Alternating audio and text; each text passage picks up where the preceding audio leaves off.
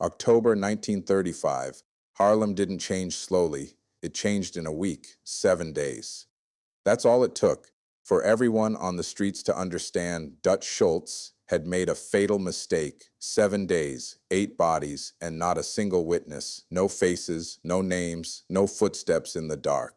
Just the dead and the message they carried. It began on Monday morning, October 14th, when Tommy the Hammer Malone was found in his apartment near the edge of Harlem, his throat cut so deep it looked like his head had almost been taken clean off. Then Tuesday came, and the terror spread, because it wasn't one death anymore. It was a pattern. Mickey O'Brien and Johnny Knuckles DeMarco were discovered in an alley off 127th Street, both with one bullet to the back of the head. Professional, silent, final. By Wednesday, men who had survived shootings, beatings, and street wars were suddenly afraid to sleep, because someone was hunting them, someone who moved like smoke and struck like lightning. Thursday brought two more, Frank the Butcher Costello and his bodyguard, found in a stolen car near the East River, tortured before they died. Cigarette burns, broken fingers, pain delivered slowly like a warning meant to be read. Friday, another body, Saturday, another two, and by Sunday morning, 8 of Dutch Schultz's strongest men were gone, erased. The police had nothing, no witnesses, no clear suspects, no trail to follow, just headlines and panic, and a new name in the papers, the Harlem Reaper, a phantom killer the city couldn't explain. But in barbershops, in back rooms, in speakeasies where people spoke low and looked over their shoulders, Harlem wasn't calling him a phantom. Harlem was whispering one name with awe, with fear, with certainty: Alabama Black. And here's the part that made it worse. Nobody could even say they'd seen him, not once, which meant he could be anywhere, at any time, standing close enough to hear your breath, and you'd never know until it was too late.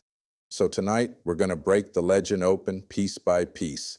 Who Alabama Black really was, why Bumpy Johnson chose him, how those 7 days unfolded like an execution schedule, and what became of the ghost after the message was delivered and the streets finally went quiet. By 1935, Harlem wasn't just a neighborhood. It was an economy, a living, breathing machine powered by one thing above all else: the numbers game, an underground lottery that fed thousands of families, paid runners, collectors, lookouts, and bankers. And at the top of that world stood Stephanie St. Clair, known on the streets as Queenie, and her most trusted lieutenant, Ellsworth Bumpy Johnson. Together, they had built an operation that was organized, disciplined, and fiercely protected, an empire that kept Harlem's money in Harlem, instead of letting it be drained by outsiders who saw the community only as a source of profit. For years, they had held their ground against threats, bribes, and intimidation. But in 1935, a new enemy decided Harlem was too valuable to ignore: Dutch Schultz.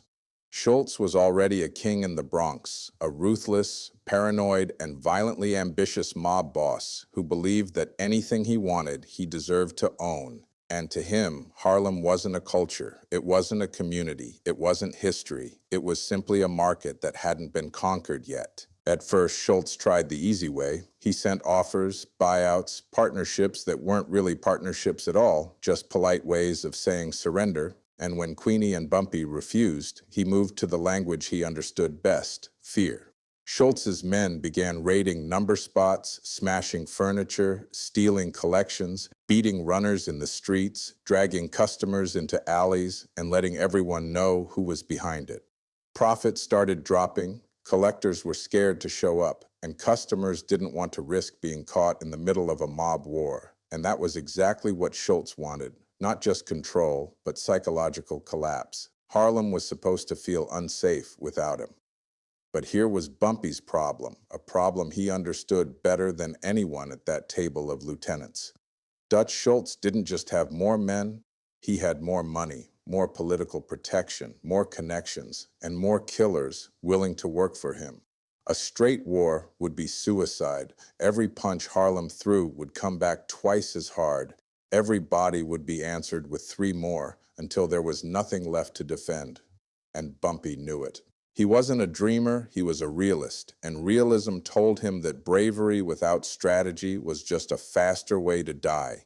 That's why when his men talked about striking back directly, hitting Dutch's operations in the Bronx, burning his businesses, killing his soldiers, Bumpy shut it down, calmly, coldly, and with a clarity that scared even his own people. He told them the truth they didn't want to hear. We can't win his war because he has more to lose and less to care about losing it. Then he said the line that would define everything that followed. We don't fight his army. We make him afraid. Not nervous, not cautious, afraid. Afraid to send men into Harlem, afraid to collect money, afraid to sleep, afraid to even say Harlem out loud without feeling a chill in his spine. Because fear doesn't require numbers. Fear only requires certainty. Certainty that crossing a line leads to death. And that's when the conversation changed, because fear couldn't be built with fists and guns alone. Fear needed something different, something colder, something that didn't just kill, but haunted.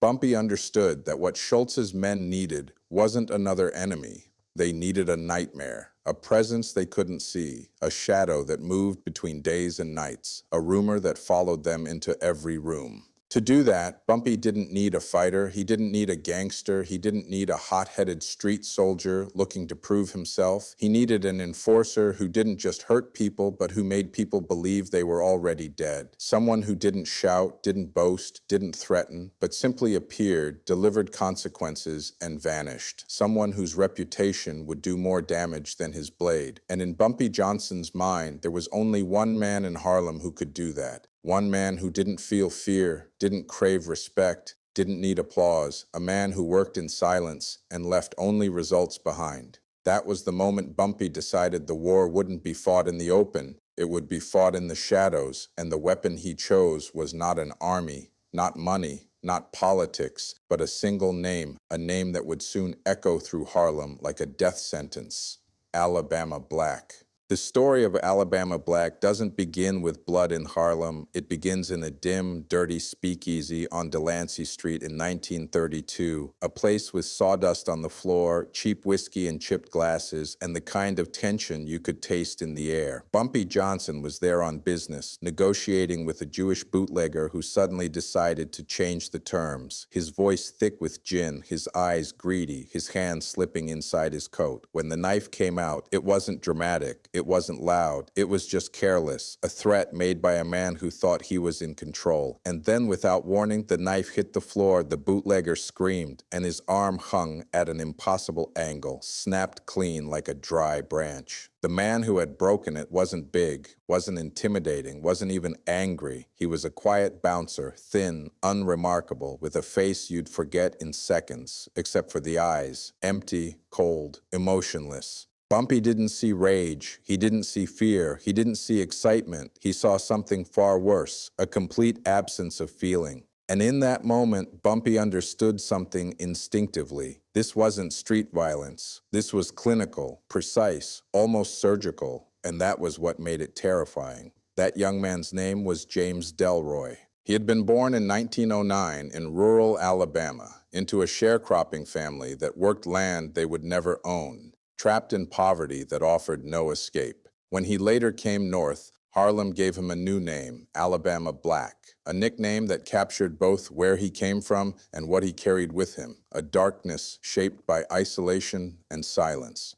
From childhood, something in James had been missing. He didn't laugh, he didn't cry, he didn't fear pain, he didn't respond to kindness. He simply observed the world as if he were outside of it. When a neighborhood bully targeted his brother, James didn't argue, didn't threaten, didn't complain. He waited, studied, and 3 days later, the bully was found in an alley with both legs broken in multiple places, methodically, carefully, as if someone had followed instructions from a manual. Doctors later called it emotional deficiency. Today, we might call it psychopathy. But back then, all his family knew was that James was different in a way that scared them. They sent him to Manhattan State Hospital on Ward's Island, where he spent years under cold treatments, isolation, and talk therapy that never reached him. He wasn't released because he was healed. He was released because they didn't know what else to do with him.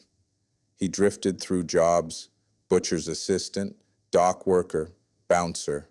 learning how to use knives, learning how bodies moved, learning how fragile people really were. By the time Bumpy met him, James Delroy was alive, but he wasn't living.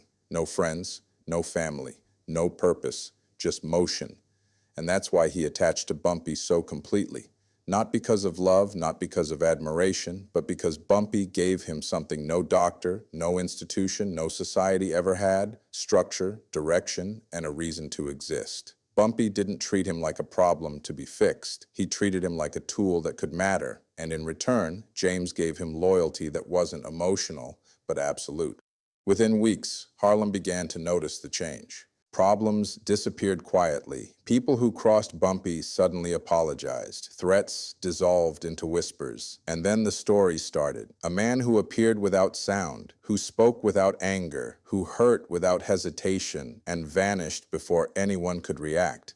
They called him the Ghost because nobody could say where he came from or where he went, only that if he had visited you, your life was about to change forever.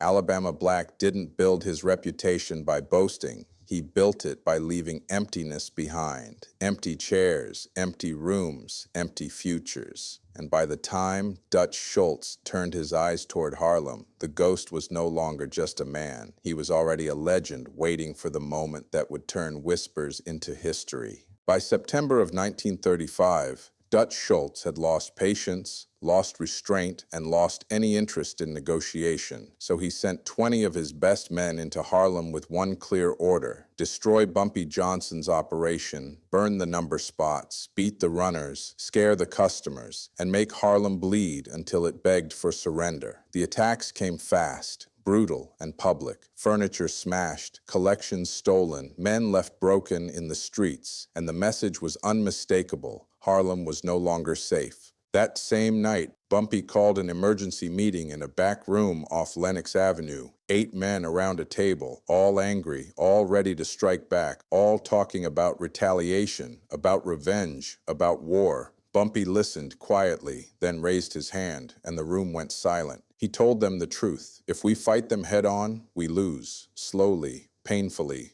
and publicly. Then he said the words that changed everything: send black. The objective wasn't revenge. It wasn't negotiation. It was removal. Fast, silent, and terrifying enough that Dutch wouldn't have time to understand what was happening until it was already too late. Alabama Black took a list of names, addresses, habits, and routes, and then he disappeared into Harlem like a shadow folding into the night. Monday, October 14th, 1935, Tommy the Hammer Malone was found in his apartment. His throat cut so deep it looked almost surgical. No signs of struggle. No neighbors heard a sound. Tuesday, Mickey O'Brien and Johnny Knuckles DeMarco were discovered in an alley off 127th Street, both with a single bullet to the back of the head. Execution style. Clean, professional, merciless. Wednesday, nothing happened, and that silence was worse than the killings, because men began to realize this wasn't random. It was controlled, paced, deliberate, like someone counting. Thursday, Frank the Butcher Costello and his bodyguard were found in a stolen car near the East River, both tortured before they died, cigarette burns, broken fingers, pain delivered slowly, not for information, but for a message. Friday, another body appeared. Saturday, 2 more, and by Sunday morning, 8 of Dutch Schultz's 20 Harlem enforcers were gone. Gone in 7 days with no witnesses, no descriptions, no leads, no trail, just bodies and fear. Nobody saw the killer. Nobody heard him. Nobody even agreed on his shape. Some said tall, some said thin. Some said he moved too fast to see it all, which only made it worse, because you can't prepare for what you can't describe. Schultz's remaining men stopped sleeping, stopped trusting shadows, stopped trusting each other. Some refused to go back into Harlem. Others packed their bags and disappeared, telling Dutch they'd rather face his anger than face the ghost. And that was the true victory. Not the bodies, but the collapse of confidence. The realization that Harlem was no longer a battlefield, it was a trap.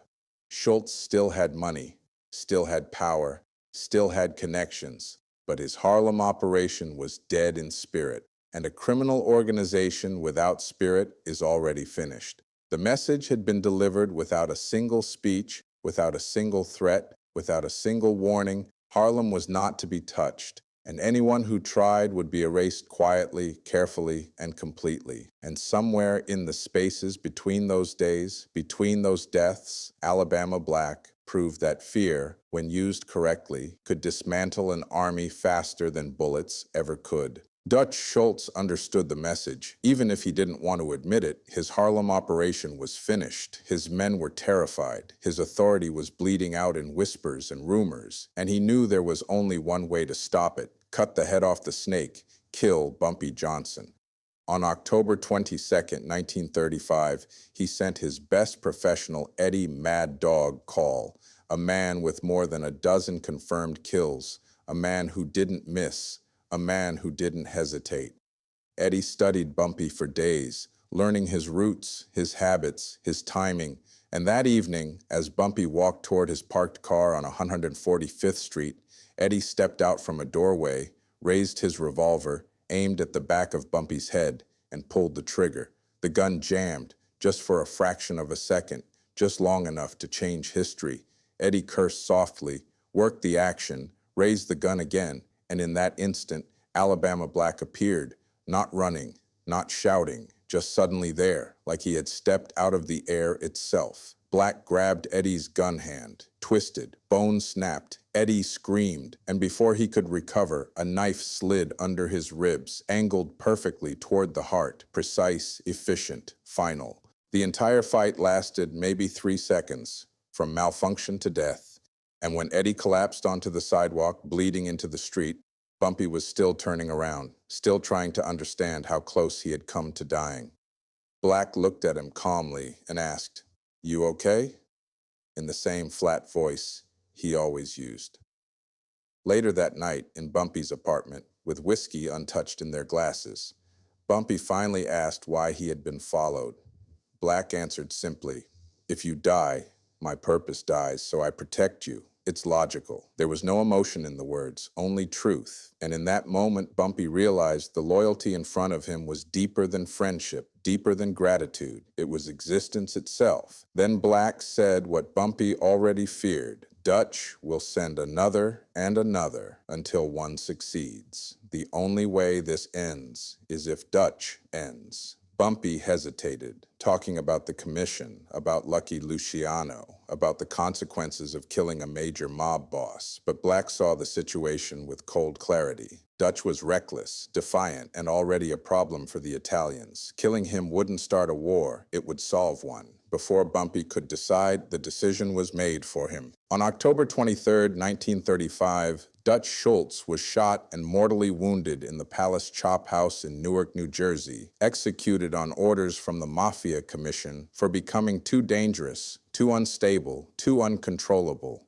With Dutch dead, his empire fractured overnight, his men scattered, some ran, some switched loyalties, some simply disappeared, and Harlem was left standing, untouched, undefeated. Everyone in the underworld understood the truth. Bumpy Johnson had won, not because he had more guns or more money or more friends, but because he had a weapon that changed the rules, a man who turned fear into certainty, a ghost who proved that sometimes one shadow is stronger than an entire army. From 1936 through the end of the war, Alabama Black became something more than an enforcer. He became a system, a method, a quiet certainty that Bumpy Johnson's rules would be obeyed, not because of numbers, not because of money, but because fear was cheaper than violence. Black studied routines, habits, weaknesses. He waited, watched, measured, and then struck only when it mattered most, turning human patterns into fatal mistakes.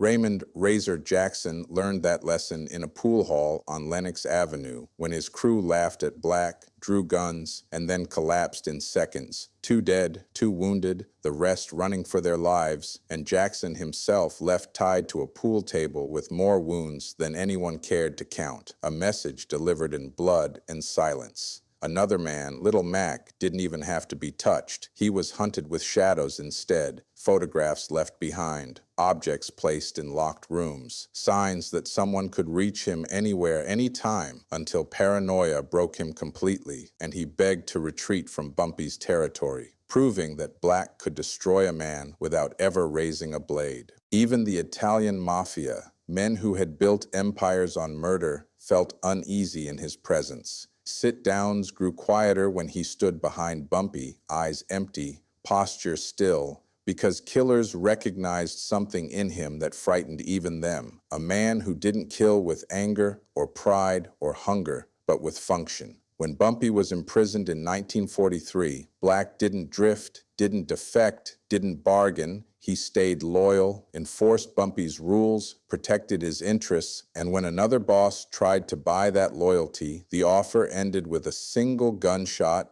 and no witnesses. By the 1950s and 60s, Harlem was changing. Heroin was hollowing out the neighborhood. Federal pressure was tightening, and the empire that once defended Harlem was now also poisoning it. A contradiction Bumpy saw clearly, and Black enforced without question. In 1963, when Bumpy was arrested again and sentenced to what was effectively a life term, Black knew what it meant, not for the organization, but for himself. In their final meeting, he told Bumpy the truth in the same calm voice he had always used. When you're gone, my purpose is gone, and when purpose ends, so do I. And then he did exactly what he promised. Alabama Black walked out of that detention center and faded into the city. No farewell, no explanation, no trace, just a ghost becoming real. Some claimed they saw him years later sweeping floors or working in slaughterhouses or living in forgotten rooms, but nothing was ever confirmed, and maybe that's how it had to end, because Alabama Black had never truly existed as a man in the public sense, only as a function, a rumor, a shadow shaped by loyalty. Today, Harlem's streets are clean, renovated, transformed. The buildings still stand, but the fear that once lived between them has become legend, stories told in whispers, exaggerated with each retelling, because history prefers monsters to men. And that's why this story isn't told to glorify violence or to celebrate criminals, but to understand what fear, structure, and loyalty can build and what they can destroy. Alabama Black didn't conquer Harlem, he defended it, and in doing so, helped create a world that both protected and poisoned his own community. He asked for nothing except purpose, and when that purpose ended, he vanished with it. The ghost of Harlem didn't die in the streets. He dissolved into memory, leaving behind only questions, echoes, and a reminder that some legends aren't born from greatness. They are born from silence, loyalty, and the terrible power of fear.